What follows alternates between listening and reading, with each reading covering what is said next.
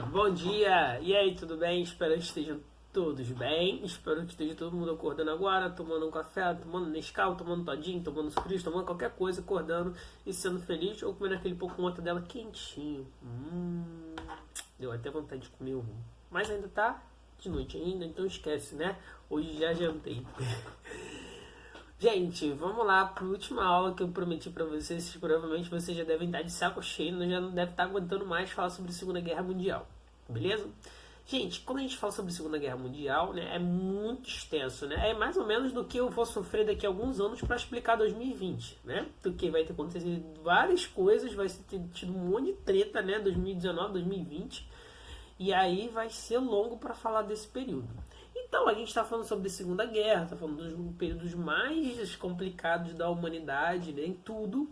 E a gente está vendo também isso em filosofia, então a gente vê aqui também, até nisso está lá também. E aí, para a gente poder fechar isso hoje, a gente vai falar sobre dois temas importantes, né? E aí vocês vão me desculpar mais um pouco da seriedade, mas o primeiro não dá pra gente falar muito zoando, como geralmente eu falo, né? Que a gente vai falar sobre o Holocausto. Lembrando, né, galera, de abrir lá o slide que eu enviei para vocês, que eu fiz com todo amor, carinho e paciência da minha vida para vocês, para acompanhar essa aula. Show? Gente, quando a gente vai falar justamente do Holocausto, a gente vai ver que o grande fator justamente do Holocausto é o ódio que, né, o pregado justamente pelos nazistas por uma ideia de supremacia racial, né? Diferente do fascismo, o fascismo não tinha ideia de supremacia racial, mas só de um aspecto nacionalista. O nazismo tinha uma ideia justamente de supremacia racial sobre as outras raças, né? Sobre outros povos. O mais importante é que com quem ele tinha justamente esse ódio, né? Ele tinha um ódio principalmente voltado ao povo judeu, porque ele perseguia judeus, ciganos, comunistas, eslavos, negros, né? Todo mundo que basicamente não fosse ou italiano, ou japonês, ou ariano, né? Mas por que tanto ódio aos judeus? É isso que a gente vai entender agora. Principal ponto porque o ódio deles aos judeus, né? É porque depois lá da Primeira Guerra Mundial, né, que a Alemanha estava ruim pra caramba, acabou perdendo a guerra, né?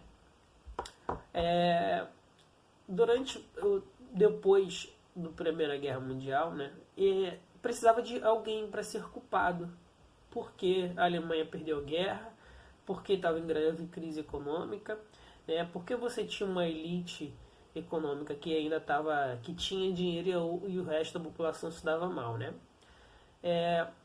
Então Hitler, né, conseguiu achar um culpado, um bode expiatório para isso, né? Esse bode expiatório para isso, né, esse grupo de pessoas que pagaram pato foi justamente os judeus.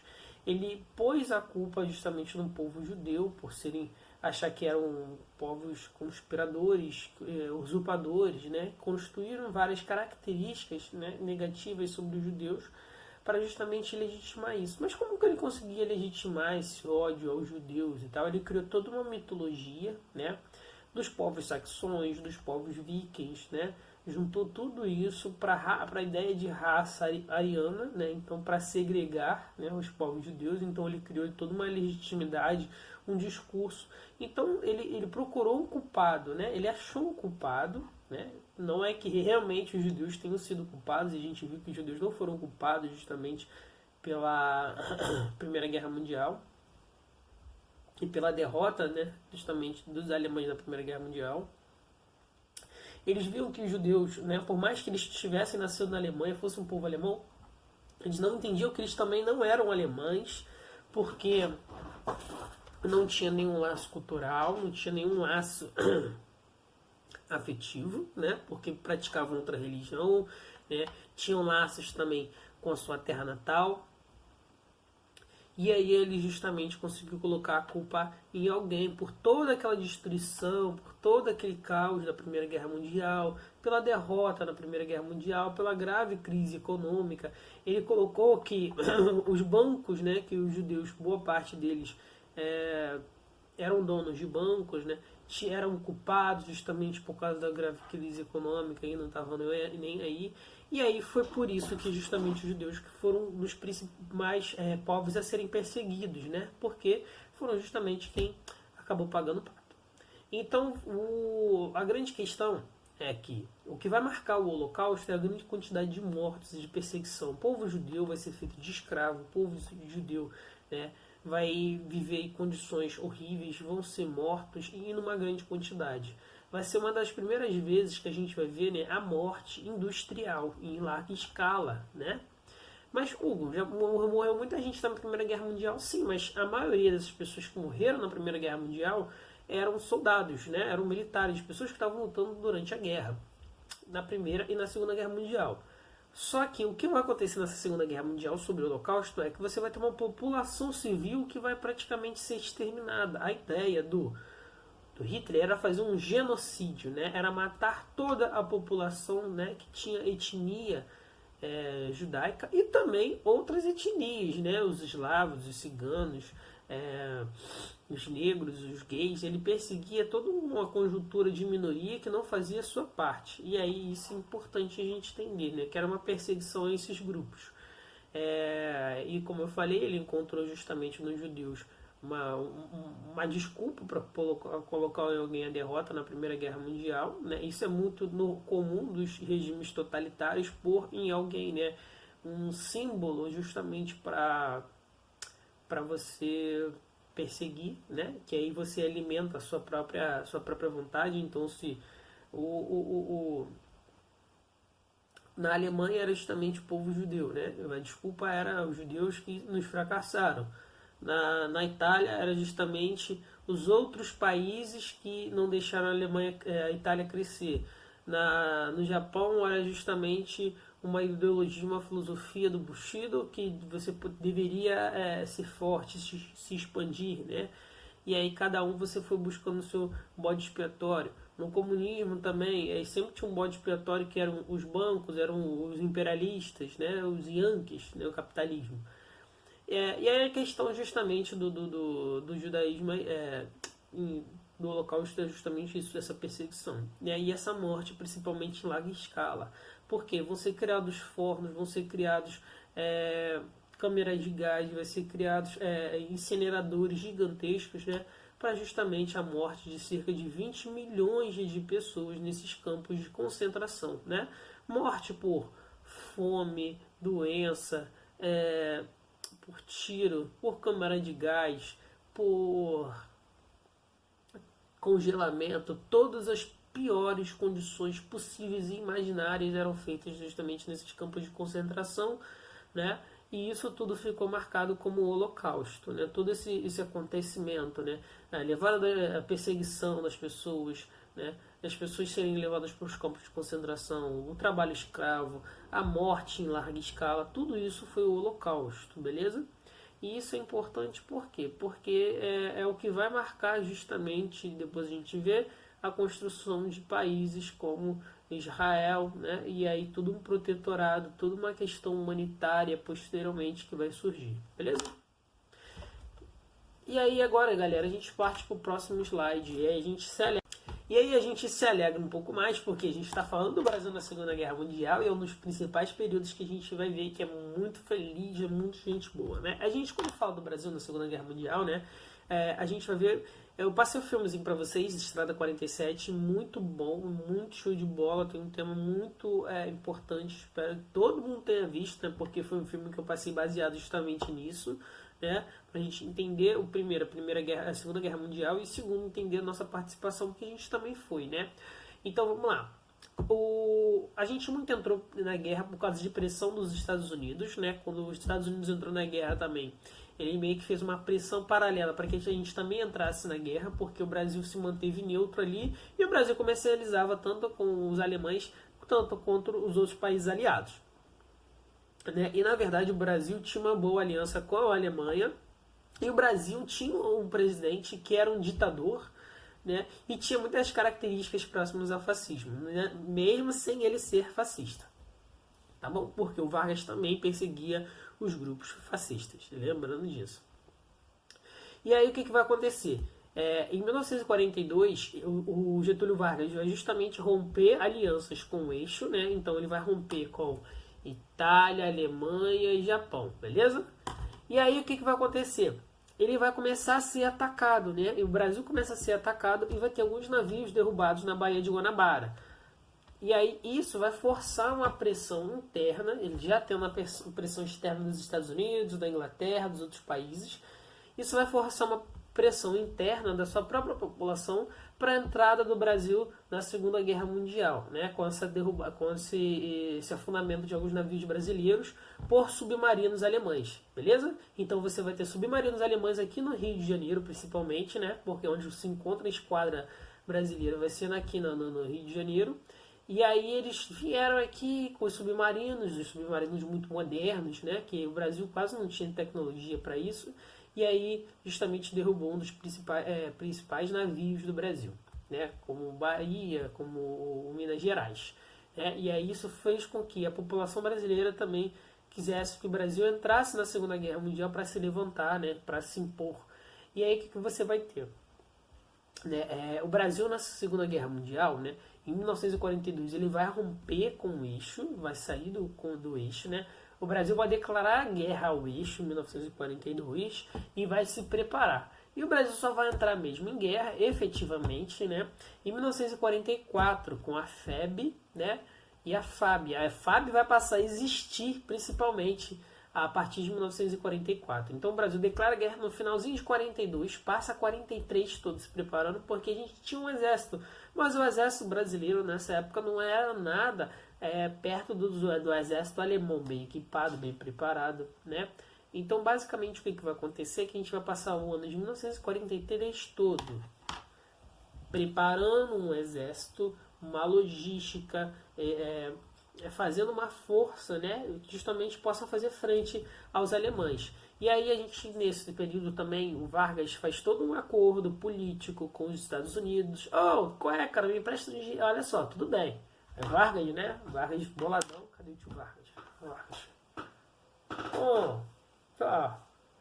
Delano, você quer que eu entre nessa guerra? Mas para fazer rir, para você quer rir, você tem que me fazer rir. Né? Vargas parecia todo mafioso, né? Botava o charutão dele de novo. Então a gente tem que fazer rir. E aí foi nesse período também, justamente, que os Estados Unidos queria que o Brasil entrasse para a guerra. Os Estados Unidos concedeu um monte de empréstimos de dinheiro norte-americano para o Brasil, né? O que possibilitou justamente a construção de várias fábricas e indústrias aqui no Brasil. Emprestou dinheiro também para que o Brasil entrasse na guerra, emprestou armamento, transporte, tudo, farda. Porque uma das coisas mais interessantes é que a farda brasileira, né, era muito igual à farda justamente dos alemães, porque a nossa construção do exército lá atrás, no período justamente do período imperial, a farda do exército brasileiro era muito, depois do período de renovações, foi toda baseada justamente no exército prussiano, que era o exército originário alemão, né?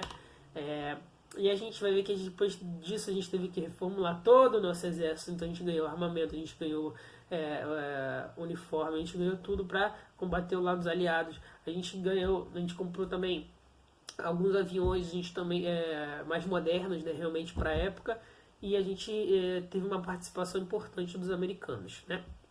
A Força Expedicionária Brasileira, ela vai chegar, né, com cerca de 25 mil homens no território italiano. Então sai do Brasil, chega lá na Itália, né? E uma das principais batalhas que a gente vai ter de ser de Montese, Monte Cassino e Monte Castelo, né?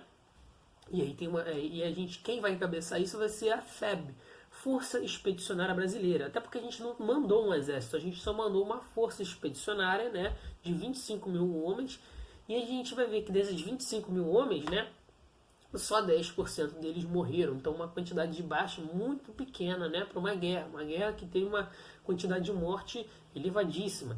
E a gente vai ver que esses homens que vão justamente para a Segunda Guerra Mundial aqui no Brasil, né, vão justamente muito com as ideias de liberdade, com as ideias de igualdade entre eles, né? O interessante a gente destacar também que eles foram muito bravos nesse momento de luta, porque enfrentaram um dos outros melhores exércitos do mundo, que era o exército alemão naquele momento. E aí a gente que nunca tinha tido experiência em guerra, né? A gente pode falar que o Brasil não... A gente participou da Primeira Guerra Mundial, mas a gente praticamente não deu tiro, né? E aí você está falando de uma geração que nunca tinha ido à guerra. O que a gente viu é que a gente teve uma grande quantidade, né, de bons resultados. Você teve bons resultados justamente dos militares brasileiros lá na Alemanha, porque conseguiram capturar uma grande quantidade de alemães, conseguiu justamente tomar alguns territórios importantes, como Montes, Monte Cassino, Monte Castelo, porque a Itália quase toda ali no seu centro, ela é formada por grandes montanhas, né? E essas montanhas têm pontos estratégicos, então o Brasil foi muito corajoso, o Brasil lutou bastante, né? E aí tem as suas duas grandes marcas, que foi uma da FEB, né, que é Cobra Vai Fumar, né, para uma representação muito interessante, e o outro do Sentapua, lá, tipo, como se fosse uma ré com um ganso, né? Um ganso, que é justamente atirando contra os nazistas, né? Isso é muito interessante porque marca a nossa história do Brasil, né? E a gente teve agora o mês passado, né? Dia 8 de maio de 1945, dá o fim da guerra justamente no Ocidente. O Brasil teve uma participação fundamental porque deu a possibilidade, né? Aliviou muito o exército americano para justamente fazer o desembarque, né, dos aliados lá na Normandia, porque o Brasil, né, ajudou a segurar os alemães no norte, perdão, no sul, né, ali na Itália, combatendo em direção à França. E aí os alemães ficaram assustados, né, porque poderia vir mais reforços. Então os alemães voltaram para a guerra justamente no sul, enquanto os Estados Unidos, Canadá, Inglaterra faziam um grande desembarque pelo norte, né? Foi isso que foi o grande ponto de virada do Brasil. E o mais legal disso tudo, cara, é que tipo assim, você tem várias histórias interessantíssimas sobre isso. Você tem várias histórias magníficas sobre as histórias dos soldados da Segunda Guerra Mundial, né?